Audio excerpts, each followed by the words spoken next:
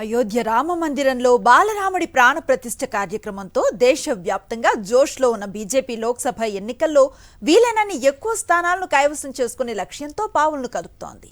ఈ క్రమంలో భాగంగానే తెలంగాణలోనూ మెజారిటీ స్థానాలను సొంతం చేసుకోవాలని కమల్నాథులు పంతంగా ఉన్నారు. 17 లోక్సభ స్థానాలు ఉన్న తెలంగాణలో మొదటి జాబితాలో 10 మంది పేర్లు ఖరారు చేసే అవకాశాలున్నాయంటున్నారు. ఈ 10 నియోజకవర్గాల్లో అభ్యర్థుల పేర్లతో ఓ నివేదికను పార్టీ అధిష్టానానికి పంపించారు తెలంగాణ బీజేపీ నేతలు. హైకమాండ్ గ్రీన్ సిగ్నల్ ఇచ్చిన తర్వాత తొలి జాబితా విడుదల చేస్తారు. తెలంగాణ అసెంబ్లీ ఎన్నికల్లో గతంతో పోలిస్తే చెప్పుకోదగ్గ ప్రగతి సాధించినప్పటికీ వచ్చిన ఫలితాల పట్ల కమలనాథులు అంత ఆనందంగా ఏమీ లేరని పార్టీ వర్గాలంటున్నాయి. అసెంబ్లీ ఎన్నికల్లో తామనుకున్న మ్యాజిక్ ఫిగర్ను అందుకోలేకపోయామన్న అసంతృప్తితోనే బీజేపీ నాయకత్వం ఉందంటున్నారు. దానికి ప్రతీకారం తీర్చుకోవాలంటే లోక్సభ ఎన్నికల్లో మెజార్టీ సీట్లలో కాషాయ జెండా ఎగురవేయాలని బీజేపీ చాలా పట్టుదలగా ఉన్నట్లు చెబుతున్నారు. ఎక్కువ స్థానాలు గెలుచుకోవాలంటే ప్రతి నియోజకవర్గంలోనూ గెలుపు గుర్రాన్ని నిలబెట్టాల్సి ఉంటుంది. అందుకే అభ్యర్థుల ఎంపిక ప్రక్రియలోనే రకరకాల కసరత్తులు చేసి పగడ్బందీగా నిర్ణయాలు తీసుకోవాలని పార్టీ జాతీయ అధ్యక్షుడు జేపీ నడ్డా తెలంగాణ బీజేపీ నేతలకు సూచించినట్లు చెప్తున్నారు. ఆ దిశగానే తెలంగాణ బీజేపీ అగ్రనేతలు పావులు కదుపుతున్నట్లు ప్రచారం జరుగుతోంది. మొదటి జాబితాలో 3 సిట్టింగ్ ఎంపీల పేర్లు ఉండే అవకాశాలు ఉన్నాయంటున్నారు. సికింద్రాబాద్ లోక్సభ స్థానం నుంచి కేంద్ర మంత్రి కిషన్ రెడ్డి మరోసారి పోటీ చేస్తారని పార్టీ వర్గాలంటున్నాయి. పార్టీ మాజీ అధ్యక్షుడు బండి సంజయ్ గత ఎన్నికల్లో గెలిచిన కరీంనగర్ పార్లమెంటు నియోజకవర్గం నుంచే పోటీ చేస్తారంటున్నారు. ఇక నిజామాబాద్ లోక్సభ నియోజకవర్గం నుంచి గత ఎన్నికల్లో గెలిచిన ధర్మపురి అరవింద్నే బరిలో దింపుతారంటున్నారు. గత ఎన్నికల్లో బీజేపీ తరపున 4 ఎంపీలు గెలిచారు. ఆదిలాబాద్ నుంచి గెలిచిన సోయం బాపురావును మాత్రం ఈసారి మారుస్తారంటున్నారు. ఆదిలాబాద్కు కొత్త అభ్యర్థి పేరును కూడా తెలంగాణ బీజేపీ నాయకత్వం ఖరారు చేసి పెట్టుకుందనంటున్నారు. మొదటి జాబితాలోని సిట్టింగ్ ఎంపీల పేర్లు ప్రతిపాదించిన జాబితాను కేంద్ర నాయకత్వానికి పంపినట్టు సమాచారం. చేబెళ్ల, మహబూబ్ నగర్, భువనగిరి, మెదక్, హైదరాబాద్ లోక్సభ స్థానాలకు ఇద్దరేసి అభ్యర్థులను ఎంపిక చేసి ఆ జాబితాను పంపినట్లు చెప్తున్నారు.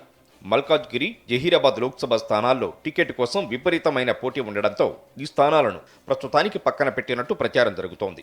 కాంగ్రెస్, బీఆర్ఎస్ పార్టీల కన్నా ముందుగానే లోక్సభ అభ్యర్థుల జాబితాను ప్రకటించడం ద్వారా దూకుడు ప్రదర్శించాలని బీజేపీ భావిస్తోంది. అభ్యర్థుల పేర్లు ప్రకటన చేస్తే ప్రచారంలో మిగతా పార్టీల కన్నా ముందుగానే జనంలోకి చొచ్చుకుపోయే అవకాశం ఉంటుందన్నది వ్యూహకర్తల భావనగా తెలుస్తోంది. అసెంబ్లీ ఎన్నికల్లో అభ్యర్థుల ఎంపిక ప్రక్రియ ఆలస్యం చేయడం వల్లనే ప్రచారానికి సమయం సరిపోలేదని పార్టీలో ఓ వర్గం వాదించినట్టు సమాచారం. దాన్ని అధిగమించేందుకే ఈసారి జాబితాపై ప్రత్యేక దృష్టి సారించారు. ఖమ్మం, నల్గొండ, మహబూబాబాద్ లోక్సభ స్థానాల పరిధిలో మొదటి నుంచి కూడా భారతీయ జనతా పార్టీకి అంత పట్టు లేదు. ఈ నియోజకవర్గాల్లో కాషాయ పార్టీ చాలా బలహీనంగా ఉందనే చెప్పాలి. ఈ నేపథ్యంలో ఇతర పార్టీల నుంచి బలమైన అభ్యర్థులను ఆకర్షించి వారిని బరిలోకి దించితే ఎలా ఉంటుంది అన్న ఆలోచనలు కమలనాథులు ఉన్నారు. మిర్యాలగూడ ఉప ఎన్నికలో కాంగ్రెస్ పార్టీలో బలమైన కోమటిరెడ్డి రాజగోపాల్ రెడ్డిని బీజేపీలో చేర్చుకుని పోటీ చేసినా బీజేపీ గెలవలేకపోయింది. ఆ తర్వాత రాజగోపాల్ రెడ్డి తిరిగి కాంగ్రెస్లోకి వెళ్లిపోయారు. లోక్సభ ఎన్నికల్లోనూ అటువంటి బలమైన నాయకుల కోసం బీజేపీ అన్వేషిస్తోంది. ఎస్సీ రిజర్వ్ నియోజకవర్గాలైన నాగర్ కర్నూల్, పెద్దపల్లి, వరంగల్ లోక్సభ స్థానాల్లో విజయ పతాక ఎగరవేయడానికి బీజేపీ వద్ద ప్రత్యేక వ్యూహం సిద్ధంగా ఉంది. అసెంబ్లీ ఎన్నికల సమయంలోనే ప్రధాని నరేంద్ర మోదీ తెలంగాణ వచ్చినప్పుడు మాదిగ రిజర్వేషన్ల పోరాట సమితి నాయకుడు మందకృష్ణ మాదిగను హక్కున చేర్చుకున్నారు మోదీ. మందకృష్ణ కంటతడి పెడితే మోదీ ఊరడించారు. ఎస్సీ వర్గీకరణకు తాము సానుకూలంగా ఉన్నామని ప్రకటించిన మోదీ దాని అమలు కోసం సాధ్యాసాధ్యాల అధ్యయనానికి ఒక కమిటీని ఏర్పాటు చేస్తామన్నారు. లోక్సభ ఎన్నికల నేపథ్యంలో ఇప్పుడు వర్గీకరణ అంశంపై కేంద్ర ప్రభుత్వం ఏదైనా కీలక నిర్ణయం తీసుకుంటే ఎస్సీ నియోజకవర్గాలన్నింటా బీజేపీ జెండా ఎగరవేయవచ్చని బీజేపీ అగ్రనేతలు భావిస్తున్నట్లు చెప్తున్నారు. మొత్తం మీద 3 సిట్టింగ్ ఎంపీలతో పాటు మరో 7 నియోజకవర్గాలకు సంబంధించి అభ్యర్థుల జాబితాను మొదటి లిస్టులో విడుదల చేస్తారని అంటున్నారు.